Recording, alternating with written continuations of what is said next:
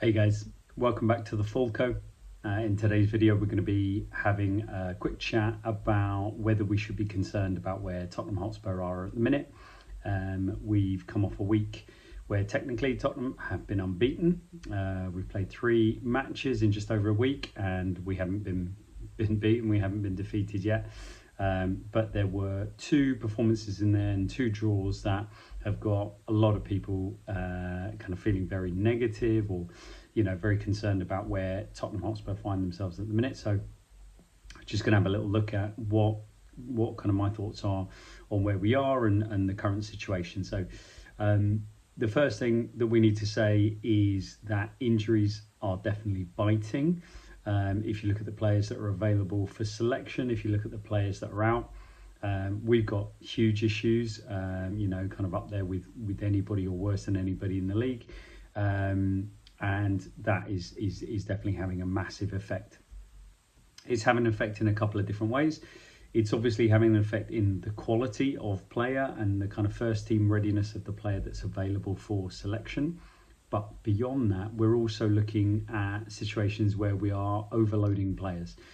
Now that in itself has different kind of outcomes. Number 1 is a drop in performance when the players do play, but number 2 is an increased likelihood and risk of injury to those players. So now when the coaching staff are trying to manage and they're trying to, not overload players, not give them too many minutes and rotate and rest and sit some players, that gets really, really hard.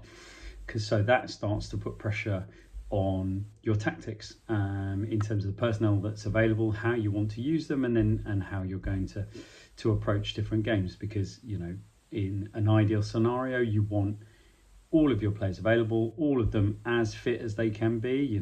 Players almost never go into matches fully fit. Players say they're fully fit, but it's a thing that pretty much doesn't exist at the elite level. And you would then be able to make tactical decisions and player decisions based on the opposition that's coming, based on what you're trying to do to impose yourself on them. We cannot do that. We don't have the personnel available. We can't make those decisions. We're trying to manage load. So all of those things are leading to, for example, what we saw against Fulham, which is we would obviously have wanted to go with Solanke, even if it was only Solanke for a half or for 60 minutes based on the amount of football he's played. He was unwell on the day. He goes home. We have to play Son in the 9. Playing Son in the 9 therefore changes the way that the team is going to play. Not as a defence of how we played. We were very flat in the game, but it affects you tactically. So it's not just the individuals available, it's not just the energy levels of the players, but then it's how it affects the tactics, and then other little bits and pieces that don't help you. So Solanke being out and having a flu or catching a cold might well be because of the amount of load on him at the minute. That's a very likely scenario. And little things like Will Lancashire, who didn't get minutes on the weekend, but him getting sent off in the Europa League meant more minutes for Solanke than maybe we would want. And again, all of these things kind of snowball to create issues for us. So I think that's definitely something we need to take into account. Beyond that, I think if we were to look at it with a positive mindset, with a glass half full, what we would say is we came out of the week after a very good performance when everybody came from international duty and a few players had time off and we looked quite fresh and we had more players available with a great result. We've then gone into a European game. We didn't perform particularly well against Roma and there was lots of things that we could have done better. And I myself haven't had chance to do any roundup videos for Roma or for the Fulham game because I'm only just getting my voice back myself. But we've not been beaten. So we've taken draws and these are definitely games that I could see Tottenham a season ago and in previous seasons easily losing these games. It's not, the performances are not there. And I said, I want to see performances at the minute and I'm not seeing them, but results matter and we're getting points. So we're continuing to inch forward as opposed to leap forward. And so we can hang on to that. And I think if we look at the position we're in, We are, one victory away from fourth in the Premier League because it's all so tightly packed and everybody's so inconsistent, barring Liverpool this season. And then beyond that, we're still in 3 cup competitions. So again, better than we have been for the last 2 years. That in itself, when you look at it like that, injuries, load, number of games, but where we actually find ourselves sitting, it's not the end of the world. So again, I would see things slightly more positively than some people potentially have been, particularly the stuff that I'm seeing on social media. And again, we can go back to the underlying numbers. The underlying numbers. So there's some really good threads or posts that go out. Excuse me. At the end of every match week from various stats-based sites. And the underlying numbers are really good as well. Tottenham on all metrics, no matter how much credence you put in these metrics, Tottenham are in the top 2 or 3 for every positive metric. The only metric that's not going in our favour is wins in the win column, and you would argue that's all that matters. I'd rather be bottom of all the metrics but top of the league. Fine, but that is a very unlikely scenario. So what you would want is you want underlying numbers to be good, you want performance levels to be good, and that is something that we need to raise.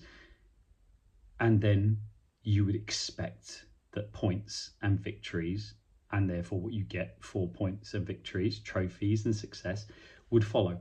Now, we just haven't done that bit. So if we were in a situation where all of these things were happening and the performances were poor, the underlying numbers are poor, and we're not getting wins, then you'd be really, really concerned. But there's enough in there for me to say that this isn't a time of panic. This isn't a time that we should be super concerned about where we are. I think we take it realistically. We look at how things are. The players still appear to be bought in. There doesn't appear to be a mutiny from them. The staff do know what they're doing, despite what, every armchair coach and manager will tell you, that they clearly don't know what they're doing. They're doing enough for us to be 4 points off, 3 points off the top 4, and still in 3 cup competitions. And if you think you could go out there and coach a professional team and get that, then I invite you to go and coach any team at any level and see how you get on first. And then beyond that, there is still massive runway ahead of us to improve.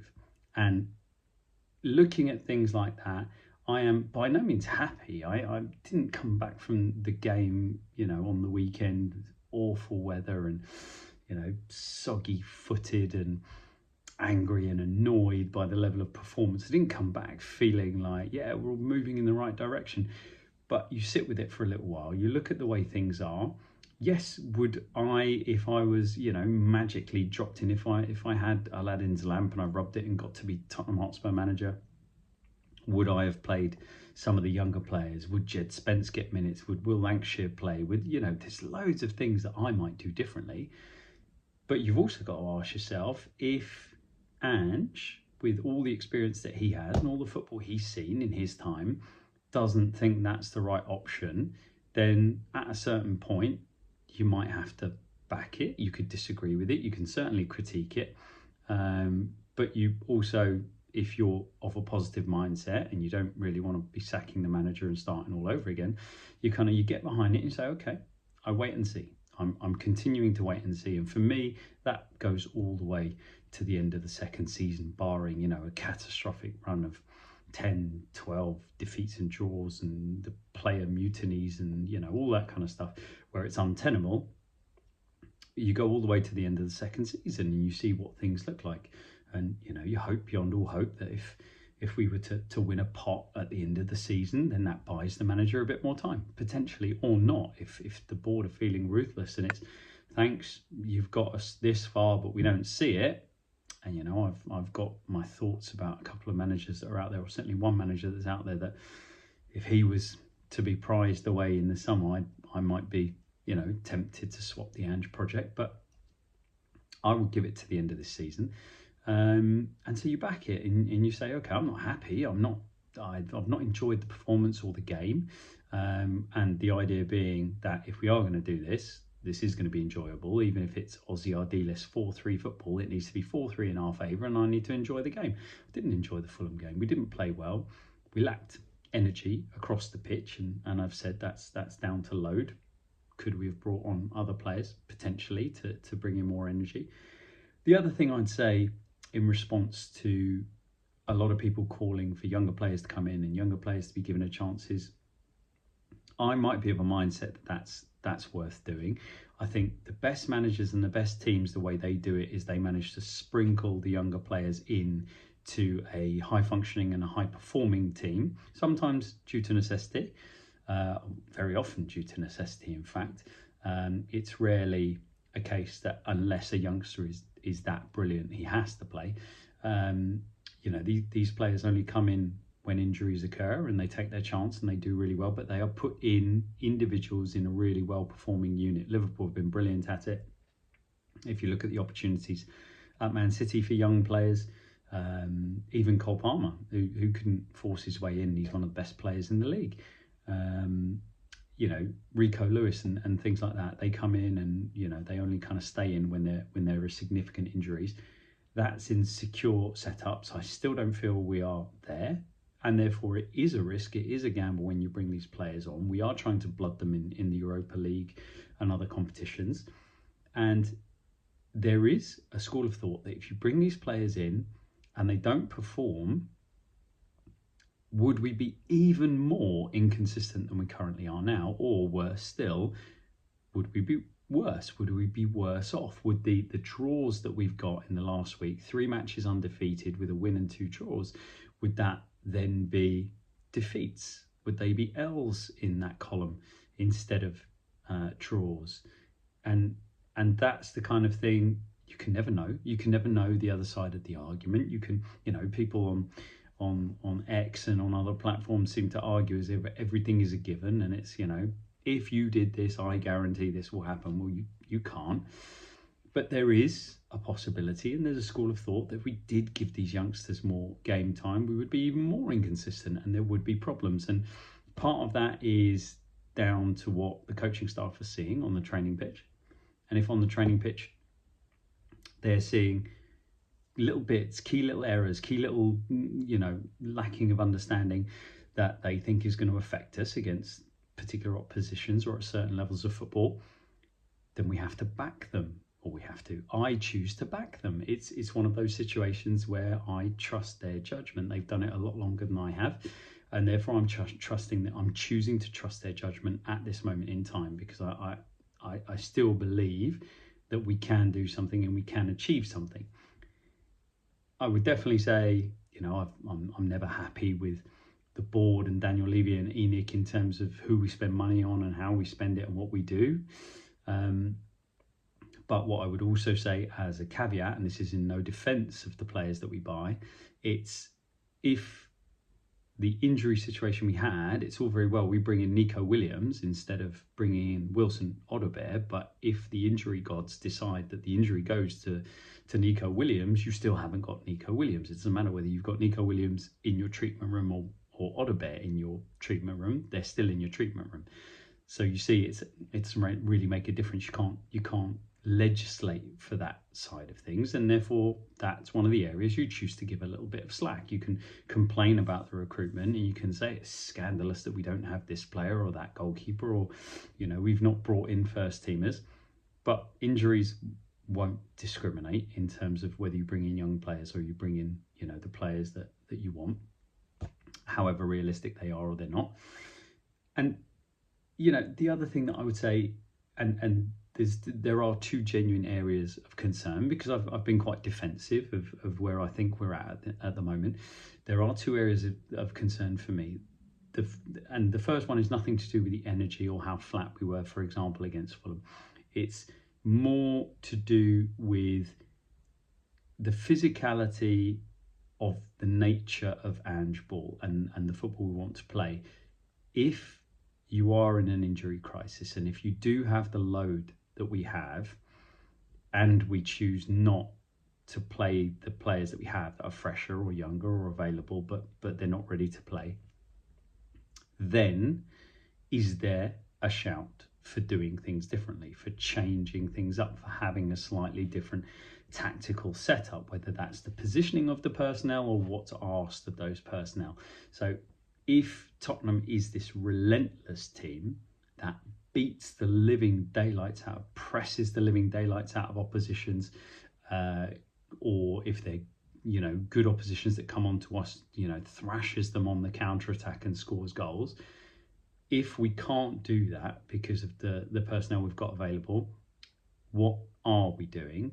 And that's something I didn't see an answer to, but I've only had a couple of games. So there's only been a couple of games to really see where we're at, and maybe there will be changes. Bournemouth will be a really interesting one. We're going away from home. Maybe we're getting players back, maybe we're not. But the load continues to grow. The minutes that players are playing continues to grow. So I'll be interested to see against a very dynamic Bournemouth team who are very good at home. They've got a great manager and there's some really, really good players. I'd be very interested to see if we do anything on the physicality side of things. Bringing Decky back into the middle, obviously, or playing him on the right will help us in that respect. But what else? Will there be any tactical changes to the system or what we're asked to do within that system? That's something I'm really looking for, and I didn't see it against Fulham, and that was a question I had when I was watching it, and I was seeing we can't get out here. If this was a team full of energy, there might have been an outball, there might have been Johnson or Son on the wings blasting their way out, and and much easier outball from midfielders who were giving the ball away far too many times because they had the energy to do it. They didn't have the energy to get there and get out, and therefore, the passes were going along the ground, to a much closer player, and there was a really good, kind of blocking of passing lanes by the Fulham players who were much fresher. They had 8 days off, and it didn't allow us to come out. So we didn't try to do anything different, or I didn't see anything particularly different, or we didn't execute if they were asked to do anything different. So that's the first thing I'd like to see. What are we going to do differently in this situation? Manager with the experience that Ange has, I'm sure he's got answers, and I'm sure he's trying to give those answers to the players. I'd like to see it.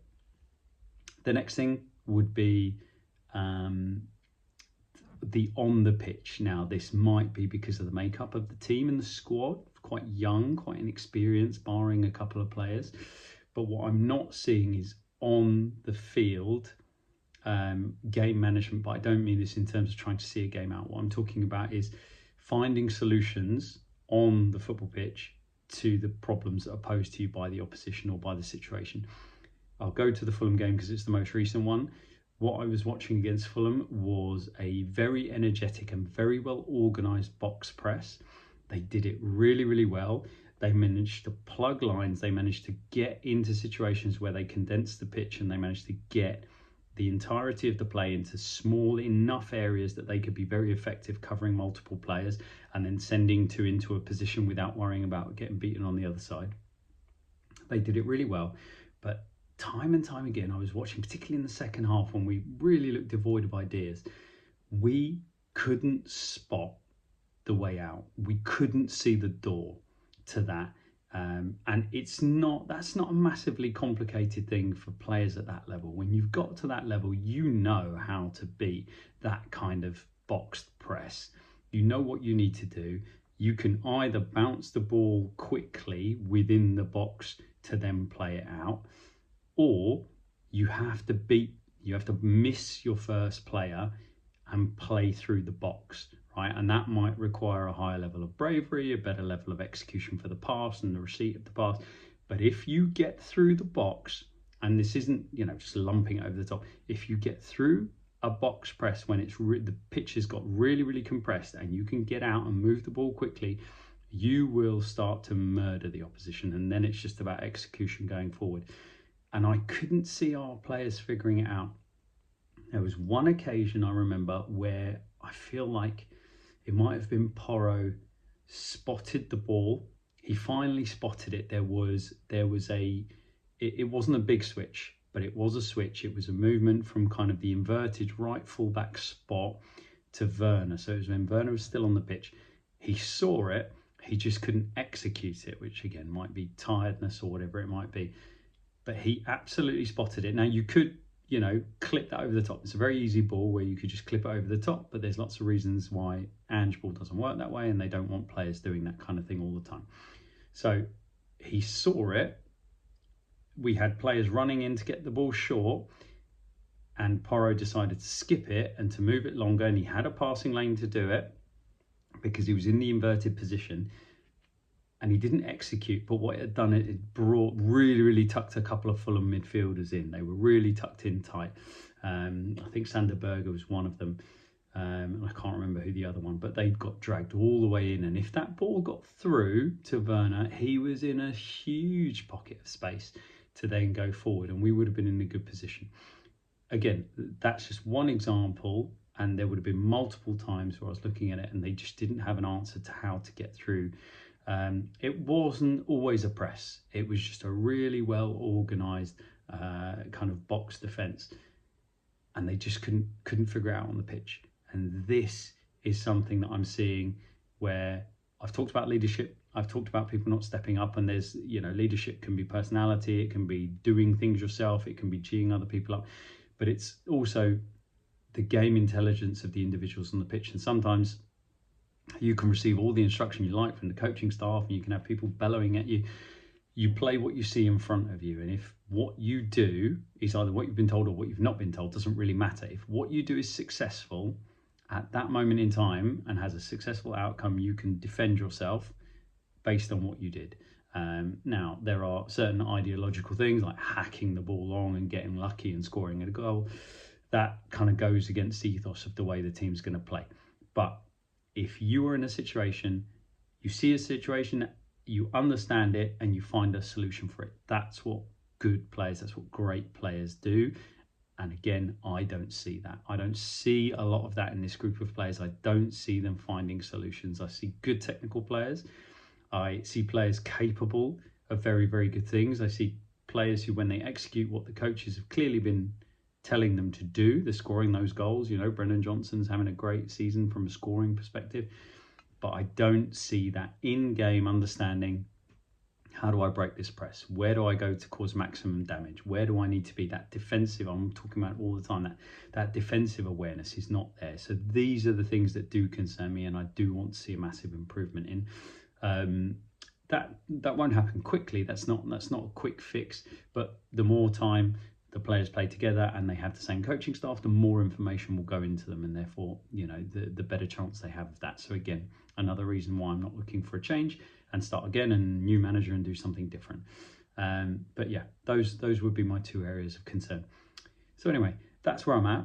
That's how I'm looking at things right now. Again, apologies, no post-match videos, even though there's so much stuff. The Roma game and the Fulham game, but I had no voice to kind of come on and do any of these videos. So I wish everybody an awesome week. Fingers crossed for the game against Bournemouth in midweek, or the kind of midweek game on Prime, I think it is. And let's see how we get on. I want to see answers to some of these questions, and I'll be intrigued to see how we approach that game. So have a great week, everyone, and I'll see you in the next one.